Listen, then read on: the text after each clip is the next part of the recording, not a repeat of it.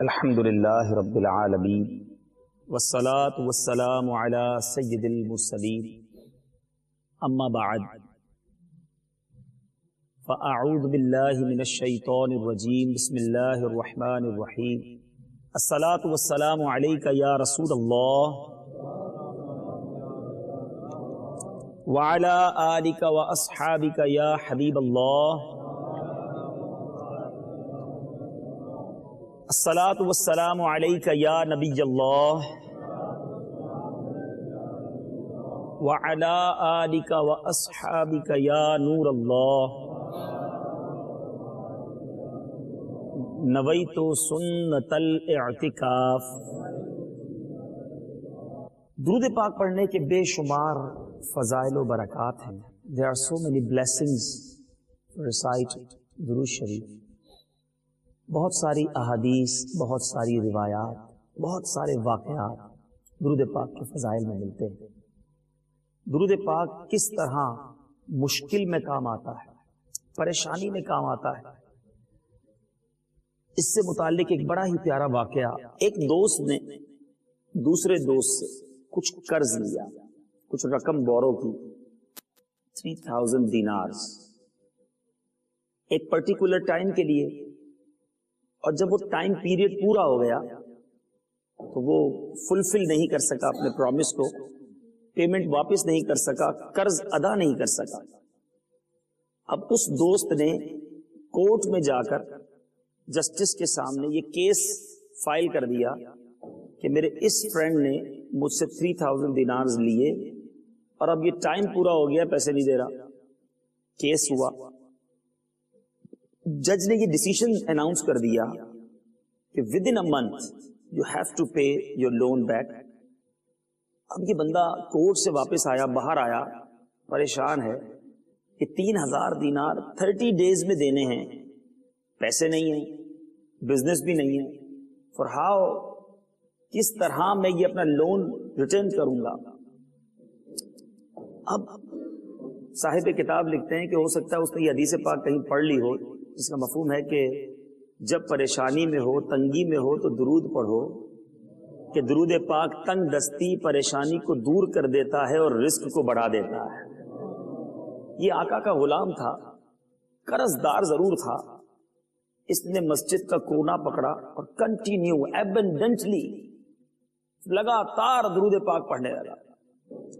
27 days گزر گئے، 27 دن گزر گئے، 27 دن گزر گئے، 28th نائٹ آ گئی، only 3 days left، جو آپ کو ٹائم پیریڈ دیا گیا تھا کہ اس میں پیسے واپس کرنے۔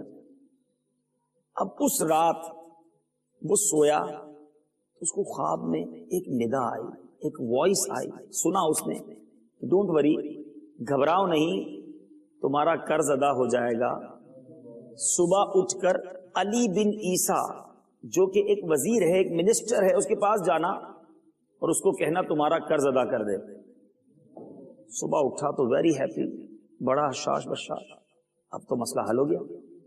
لیکن پھر خیال آیا کہ میں اگر علی بن عیسیٰ کے پاس گیا، منسٹر کے پاس، وزیر کے پاس، ہو سکتا ہے وہ کوئی پروف مانگے گا کہ میں کیسے بلیو کر لوں کہ یو آر دا کریکٹ مین۔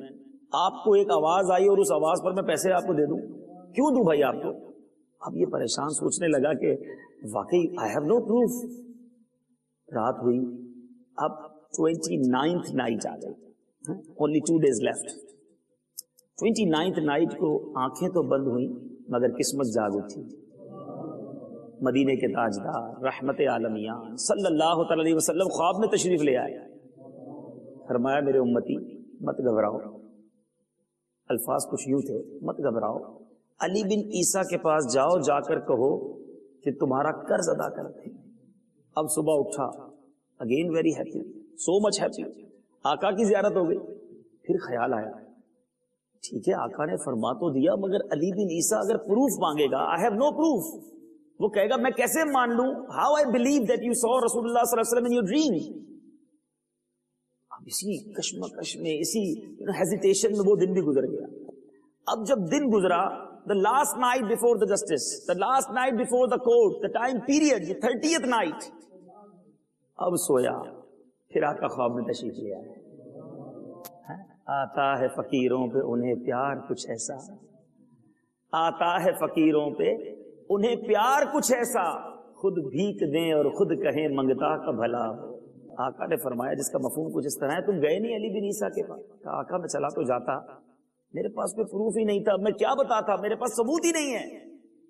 میرے آقا علیہ الصلوۃ والسلام مسکرائے، خوش ہوئے، فرمایا اچھا ایسا کرنا، علی بن عیسیٰ کے پاس جاؤ، اس کو کہنا کہ تم روزانہ فجر کے بعد 5000 ٹائمز درود پاک پڑھتے ہو کسی سے بات کرنے سے پہلے، اور یہ راز، یہ بات تم جانتے ہو، تمہارا رب جانتا ہے یا کرامن کاتبین فرشتے جانتے ہیں، nobody knows about it۔ اب جناب اب اٹھا تو کہا اب کام بن گیا، now I have a solid proof with me۔ وہ گیا علی بن عیسیٰ کے دربار میں، the court of that minister۔ اب وہ علی بن عیسیٰ اپنے دربار میں بیٹھا، اپنی مسند پر، اپنی سیٹ پر، وہ گئے ان کے پاس اور جا کے اپنا سارا واقعہ سنایا کہ مجھے پیارے آقا کا دیدار ہوا ہے اور مجھے کہا ہے کہ آپ میرا قرض ادا کر دیں، 3000 دینار میرا قرض ہے اور مجھے I have to return today is the last day۔ کہتا ہے you have any proof؟ کوئی ہے آپ کے پاس ہے کوئی ثبوت ہے کہ آپ کو آقا کا دیدار ہوا ہے اور جناب میں آپ کی مدد کر دوں؟ اس نے کہا ہاں میرے پاس پروف ہے، today I have a proof، I am with proof۔ اب اس نے کہا کہ حضور آپ روزانہ ڈیلی 5000 ٹائم درود پڑھتے ہیں فجر کے بعد، اس کے بعد کسی سے بات کرتے ہیں، before this you don't talk with anybody، اور یہ بات آپ جانتے ہو، آپ کا رب جانتا ہے اور کرامن کاتبین فرشتے جانتے ہیں۔ علی بن عیسیٰ تو جھوم اٹھا ہے، ایک عاشق کے لیے اس سے بڑی کوئی خوشی کی بات ہے کہ جو وہ درود پڑھ رہا ہے وہ دربار رسالت میں قبول ہو رہا ہے۔ یہی آرزو ہو جو سرخ رو، ملے دو جہان کی آبرو، میں کہوں غلام ہوں آپ کا، وہ کہیں کہ ہم کو قبول ہے۔ آقا قبول کر لے، اس سے بڑھ کر تو کوئی سعادت نہیں نا۔ وہ تو جھوم گیا، کہتا ہے بیٹھو، اپنے گھر گیا، 3000 نہیں 9000 دینار لے کر آیا۔ اچھا 9000 دینار لا کر کیا کیا؟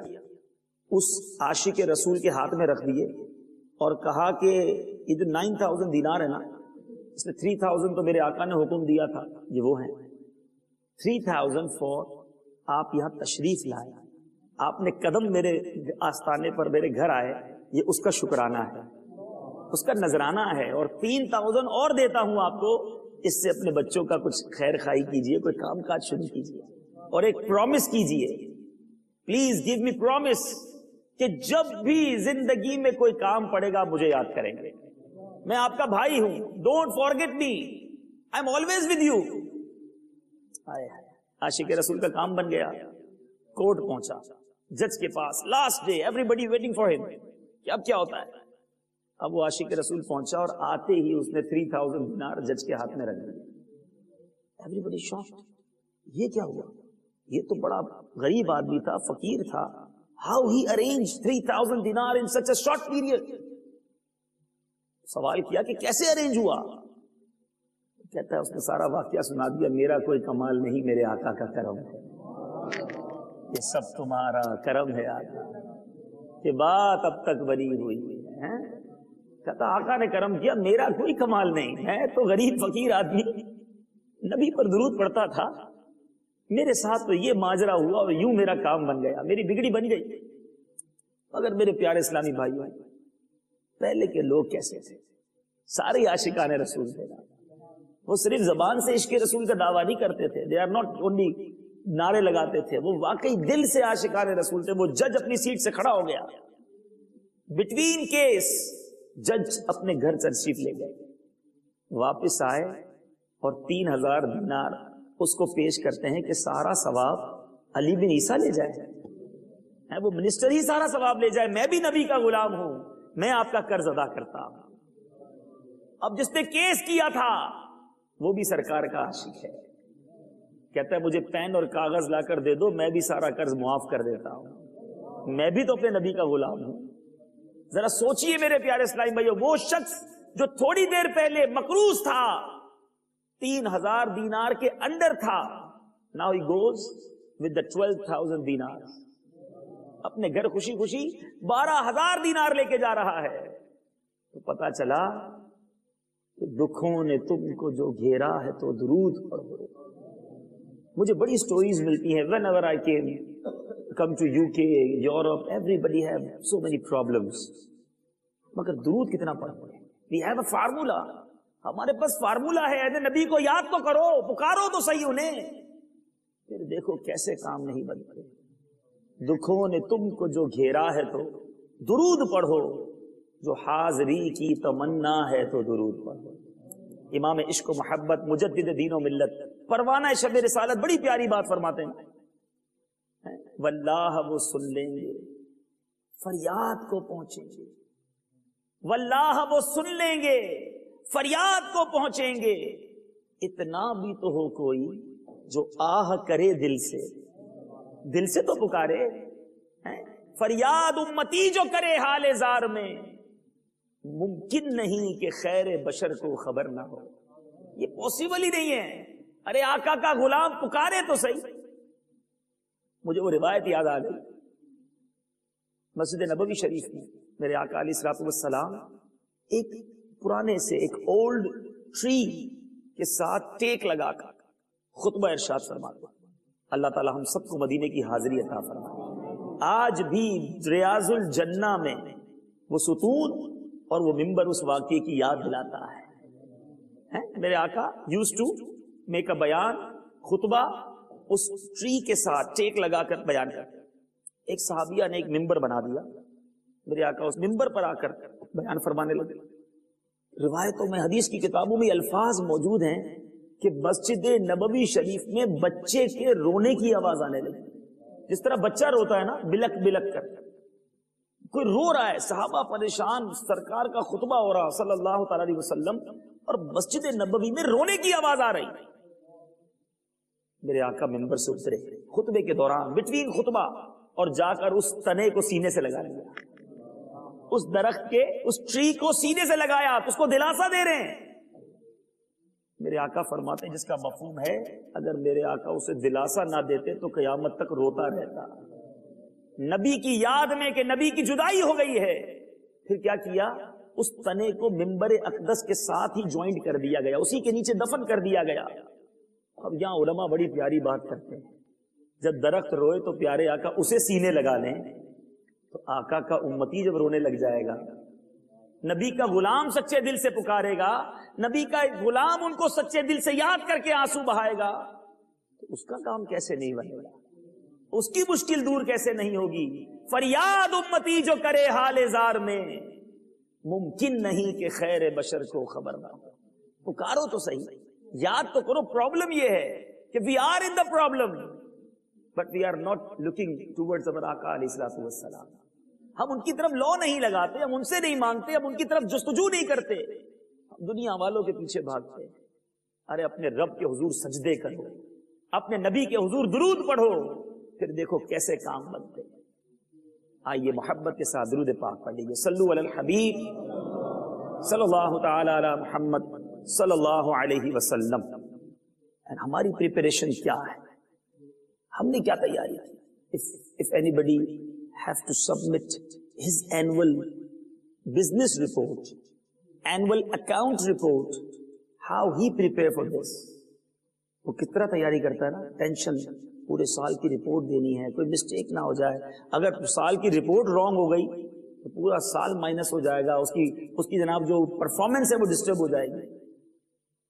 مگر میرے پیارے اسلامی بھائیوں, دنیا کی رپورٹس میں تو ٹوسٹ کیا جا سکتا ہے نا, چینج لائی جا سکتی ہے, فورجری کی جا سکتی ہے, کسی کو دھوکہ دیا جا سکتا ہے. اللہ کی بارگاہ میں جو کیا ہے وہی جائے گا. There is no chance to twist the things, change the things. Whatever we done, جو کچھ کیا ہے وہی اللہ کی بارگاہ میں جائے گا. جو سب کے سامنے کیا ہے وہ بھی جائے گا, جو چھپ کر کیا ہے وہ بھی جائے گا. جو دل میں سوچا تھا, برا سوچا اور اس پر عمل کیا, وہ بھی جائے گا. وہاں نہیں بات بنانے کی مجال, چارہ اقرار ہے کیا ہونا ہے. وہاں کوئی بات نہیں بنائی جا سکتی, آرگیومنٹ نہیں کیے جا سکتے. الشعبان الشہری, شعبان از دا منتھ آف آقا. شب برات کیوں کہتے ہیں, براعت کہتے ہیں چھٹکارے کو شب براعت کہا جاتا ہے، جہنم سے چھٹکارے کی رات۔ میرے پیارے اسلامی بھائیوں، اس رات نہ بخشے جانے والوں میں شرابی، ڈرنک کرنے والا، پھر فرمایا اور کون نہیں بخشا جائے گا؟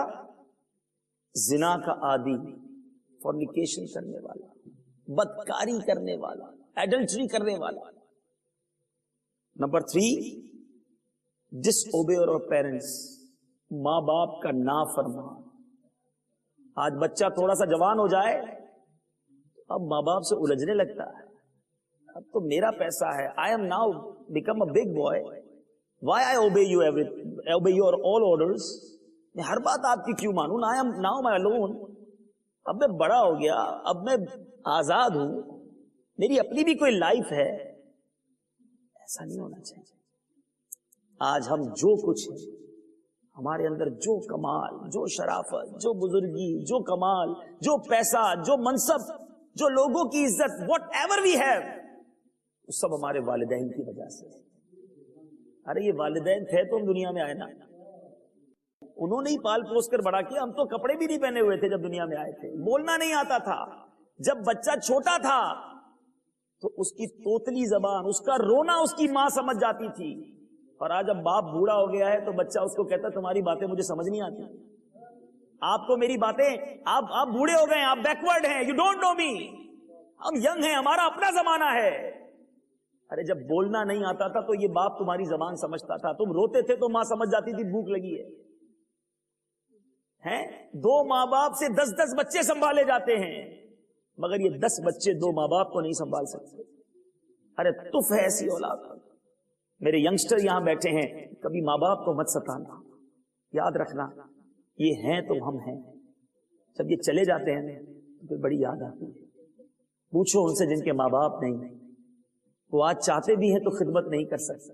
ارے آج ہیں تو لے لو ان کی دعائیں، آج ہیں تو لوٹ لو ان کی برکتیں۔ حدیث پاک کے الفاظ ہیں، جو اپنے والدین کو رحمت کی نگاہ سے، محبت کی نگاہ سے دیکھتا ہے اسے حج مبرور کا ثواب دیا جاتا ہے۔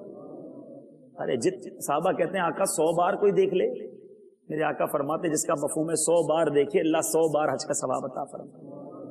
ارے یہ نعمت گھر میں موجود ہے، مگر آج دوستوں کے لیے پیار ہے، آج فرینڈ سرکل کے لیے we have time, but we don't have time for our parents, we don't have love for our parents.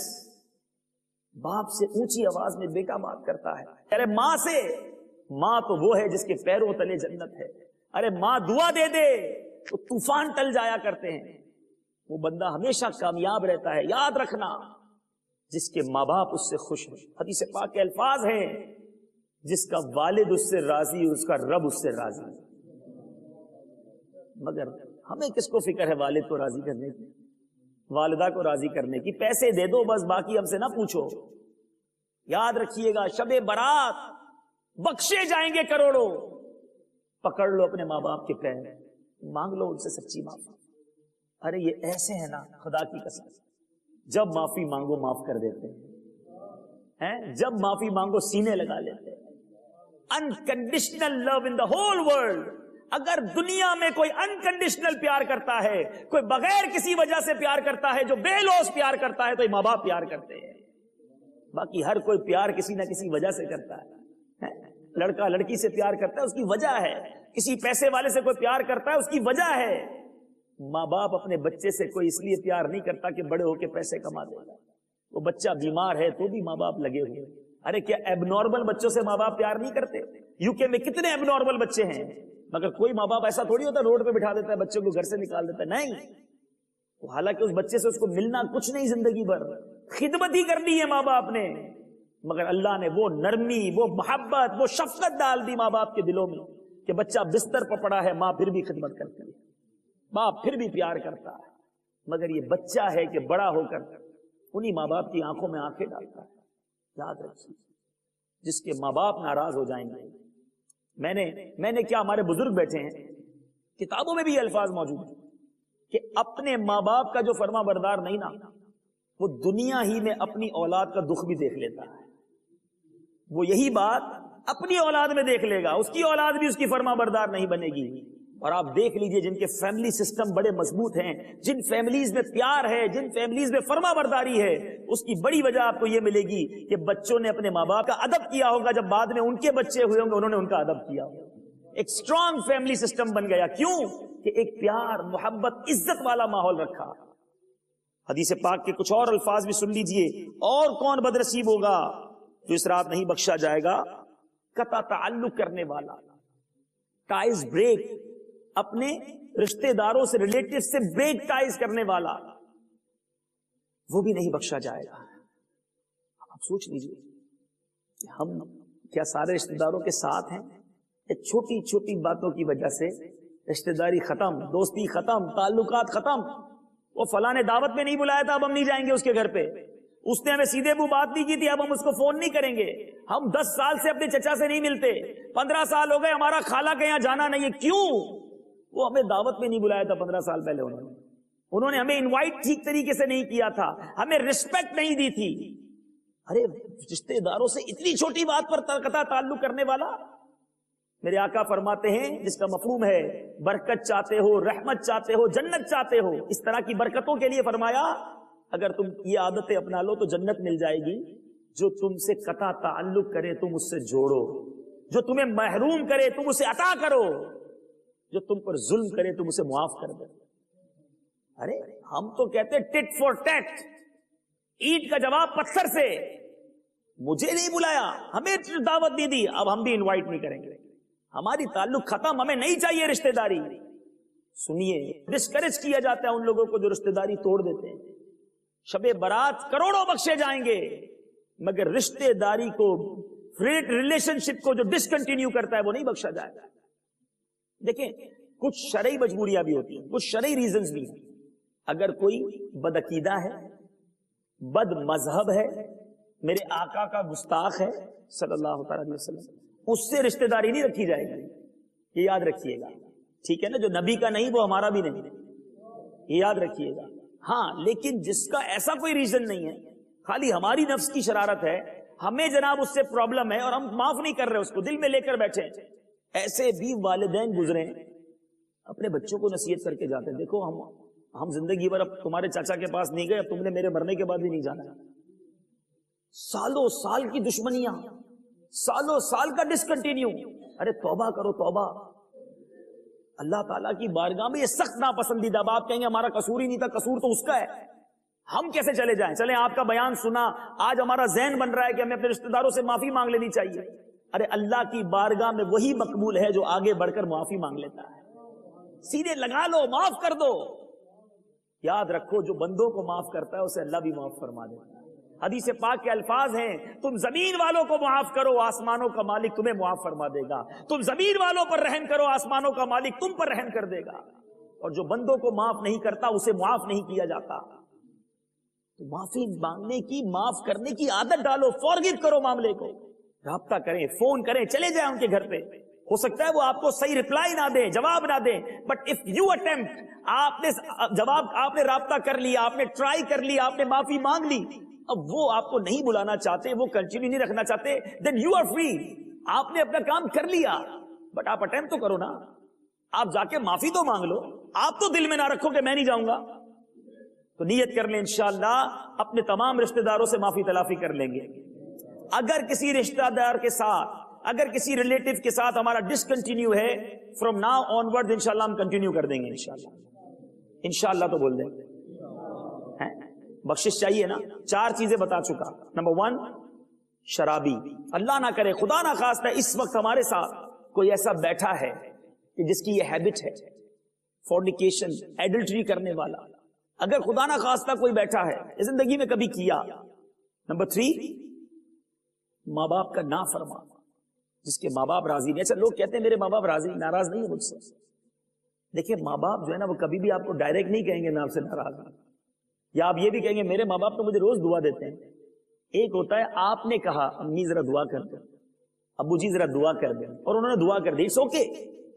مگر ایک آپ ایسی خدمت کرو کہ دل سے دعا نکلے، اکیلے میں دعا نکلے، یا اللہ میرے بیٹے کو برکت عطا کر، یا اللہ میری بیٹی کو اور رحمت عطا. ماں اکیلے میں بیٹے کے لیے دعا کرے، بیٹی کے لیے دعا کرے. ایسے بنو ایسے نہیں، ماں باپ تو ہوتے ہی اچھے ہیں، گناہ ان کو تنگ بھی کرو پھر بھی دعا دیتے ہیں، لیکن ماں باپ جو دل سے دعا ہے نا وہ اثر رکھتی ہے، وہ طوفانوں کو ٹال دیتے ہیں۔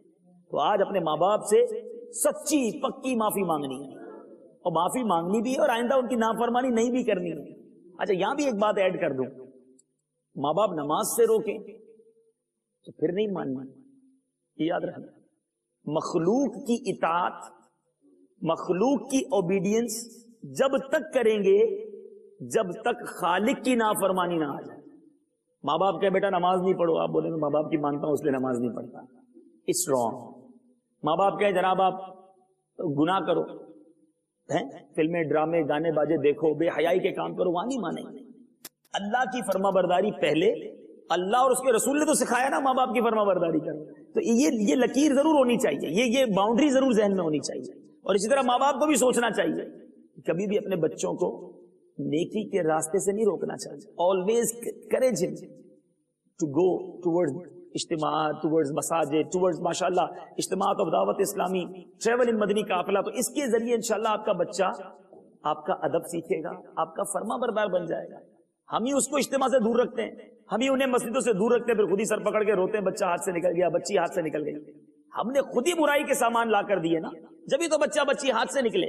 بچوں کا قصور کم ہوتا ہے، میں آپ کو بتا دوں، زیادہ قصور ماں باپ کا ہوتا ہے۔ بچہ جو ہے نا وہ انفلوئنس، وہ امپیکٹ لیتا ہے اپنے والدین سے۔ مجھے بتاؤ، آپ میری بات کی انشاءاللہ امید ہے تائید کریں گے، جن کے گھروں میں نماز ہوتی ہے، قرآن ہوتا ہے، حدیث ہوتی ہے، نماز ہوتی ہے، نعتیں ہوتی ہیں، آپ نے دیکھا ہوگا چھوٹے چھوٹے بچے بھی دادا جی کے برابر میں آ کے کھڑے ہو جاتے ہیں نماز پڑھنے۔ نماز پڑھنا آتی نہیں، وہ جیسے دیکھتے ہیں ویسے پڑھ رہے ہوتے ہیں۔ چھوٹی بچی دوپٹہ باندھے گی، کیونکہ امی نماز پڑھتی ہے تو چھوٹی بچی دوپٹہ باندھ کے برابر میں کھڑی ہو جائے گی۔ She don't know how to pray, but وہ اس کو فالو کرتی ہے۔ اٹ مینس بچہ اثر لیتا ہے اپنے ماں باپ سے۔ جس گھروں میں نعتیں بجتی ہے بچہ باہر بھی نعتیں گنگنا رہا ہوتا ہے، صلو علی الحبیب کے نعرے لگا رہا ہوتا ہے۔ اور جس گھر میں ڈانس، فلمیں، بے حیائی، وہ بچہ روڈ پہ بھی ناچ رہا ہوتا ہے، وہ بچہ روڈ پہ بھی گانے گا رہا ہوتا ہے۔ تو اٹ مینس بچے کا قصور کم تھا، وہ تو ایک کوڑا کاغذ ہے، آپ نے اس پہ جو لکھا وہ لکھ گیا۔ اچھا لکھتے، اچھی تربیت کرتے، اچھے لوگوں میں لاتے۔ اب ہم فرائیڈے والے دن بچے کو لاتے ہیں، بہت سارے بچے ہوتے ہوں گے آپ کی مسجد میں بھی، اور شور شرابہ بھی بڑے کرتے ہوں گے۔ اول تو بچوں کو، اتنے چھوٹے بچوں کو نہیں لانا چاہیے جو مسجد میں لوگوں کی نماز ڈسٹرب کریں۔ اینی وے، اور اگر آپ لائیں تو پھر ان بچوں کو تھوڑا سا سمجھائیں کہ بچہ نماز میں شور نہیں کرتے۔ میں سمجھانا یہ چاہ رہا تھا کہ فرائیڈے کو بچے کو لاتے ہیں، آپ نماز پڑھاتے ہیں، پھر کب آتے ہیں؟ اگلے فرائیڈے۔ بچے کی ٹریننگ کیا ہو رہی ہے؟ all week only one نماز۔ we are training to our children کہ ہفتے میں ایک ہی نماز پڑھنی ہے۔ تو اب آپ کیسے ایکسپیکٹ کرتے ہیں کہ آپ جمعے کی نماز پڑھیں، آپ کا بچہ 5 نمازیں پڑھ لے؟ ہم نے خود ہی اس کی ٹریننگ شروع سے یہ کی کہ بیٹا ہفتے میں جمعے والے دن بھی جمعہ پڑھنا ہے، اثر نہیں پڑھنی۔ جمعے میں مسجد فل ہے، اثر میں وہی 2 صفحے ہو جاتی ہوں گی، کہاں کے سارے؟ ارے بھائی اثر بھی فرض تھی۔ تو یہ ٹریننگ بچوں کی ہماری ذمہ داری ہے۔ بہرحال ٹاپک کہیں اور چلا جائے گا۔ 4 لوگ میں نے بتا دیے۔ نمبر 5 کہ جس کی اس رات بخشش نہیں ہوگی وہ کون ہوں گے؟ میرے آقا فرماتے ہیں تصویر بنانے والے، جو کہ آئیڈلز کی، جو بت بناتے تھے، مورتیاں بناتے ہیں، ہاتھوں سے تصویر بناتے ہیں۔ یاد رکھیے دارالفتہ اہل سنت کا فتویٰ یہ ہے کہ مووی جو ہے یہ جائز ہے، کیونکہ یہ شیشے میں جس طرح، مرر میں جس طرح ہمارا عکس آتا ہے وہ موو کرتا ہے، it's okay. But still picture on paper, still picture بھی اگر کمپیوٹر میں ہے تو وہ ویوز کے ذریعے ہے، لیکن اگر آن پیپر کوئی پکچر پرنٹ کرتا ہے یا دیواروں پر پکچر بناتا ہے یا معاذ اللہ اس کی مورتیاں بناتا ہے تو یہ بھی ناجائز و حرام ہے۔ اور نمبر 6 حدیث پاک کے الفاظ کے مطابق چغل خور، ٹیٹل ٹیل، اس کی لگائی بجائی، اس کی بات ادھر بتانا، اس کی بات ادھر بتانا، لوگوں میں لڑائیاں کرانا۔ ارے بھائی چغل خوروں کی باتوں میں نہیں آیا کرو، محبتوں کے چور ہوتے ہیں یہ چغل خور۔ جبھی تو نعرہ لگتا ہے نا مدنی چینل پہ، ہم بھی لگا لیتے ہیں، محبتوں کے چور، محبتوں کے چور، غیبت کے خلاف جنگ، شیطان کے خلاف جنگ۔ تو یہ چغل خوری کرنا، ارے بات کرو تو اچھی کرو کسی کے بارے میں۔ دیکھیں جھوٹ بولنا حرام، جہنم میں لے جانے والا کام ہے، لیکن جھوٹ بولنے کی جو اجازت دی گئی نا، پرمیشن دی گئی، اس میں بھی اس بات پہ پرمیشن دی گئی کہ 2 مسلمانوں کی اگر لڑائی ہو گئی ہے تو تھوڑا سا جھوٹ بول کر ان کی دوستی کرا دیں، اور ہم جھوٹ بول کر لڑائی کراتے ہیں. وہ کتنے ڈفرنٹ لوگ ہیں ہم لوگ. مثال کے طور پہ دو بھائی ناراض ہیں، ایک دوسرے سے ہمیں دیکھ رہے ہیں یار بہت اچھے دوست تھے، بڑے قریب تھے، آج الگ ہو گئے. ایک کو کہیں یار تمہارا وہ بھائی تمہاری بڑی تعریف کر رہا تھا، تمہیں بڑی دعائیں دے رہا تھا، یار معاف کر دو اس کو. دوسرے کو کہیں میں ملا تمہارے بارے میں اتنے اچھے الفاظ تھے، نہیں نہیں تمہیں غلط فہمی ہوئی ہے، وہ تمہارا دوست ہے، تمہارے لیے بڑی اچھی باتیں کرتا ہے. دونوں کے دل نرم کر کے دوستی کرا دیں. یا جھوٹ بولنے کی اجازت دی گئی، میاں بیوی میں جھگڑا ہو جائے یا جھوٹ بول کر ان کی سلو کروا دو، مگر یہاں میاں بیوی میں ڈیلیبریٹلی جھوٹ ہی بول کر جھگڑا کرایا جاتا ہے. دو بھائیوں میں لڑائی کرائی جاتی ہے اور وہ بندہ خوش ہوتا ہے. تباہ ہو جائے گا، برباد ہو جائے گا وہ شخص جو مسلمانوں کے درمیان، خاندانوں کے درمیان، دوستوں کے درمیان چغل خوری کر کے دشمنیاں پیدا کرتا ہے.